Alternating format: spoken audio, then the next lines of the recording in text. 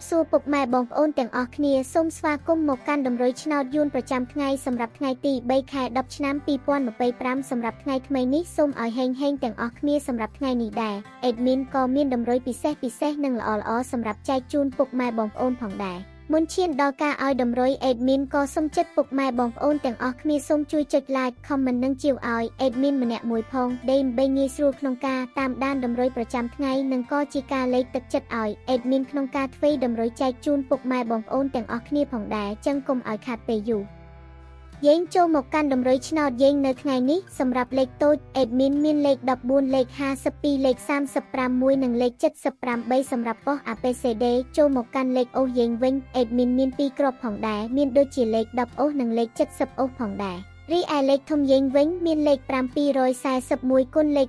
004គុណនិងលេខ537គុណផងដែរសម្រាប់វេលានេះតម្រុយឆ្នោតយើងក៏បានឈានមកដល់ទីបញ្ចប់ហើយនាងខ្ញុំសូមជូនពរពុកម៉ែបងប្អូនដែលស្រឡាញ់លេខadmin យកទៅធ្វើការផ្សងសំណាងសូមជូនពរឲ្យបងប្អូនទាំងអស់គ្នាហេងនិងសំណាងល្អមានលាភមានជ័យគ្រប់គ្នាសូមអរគុណសូមជម្រាបលាជួបគ្នានៅថ្ងៃស្អែកបន្ត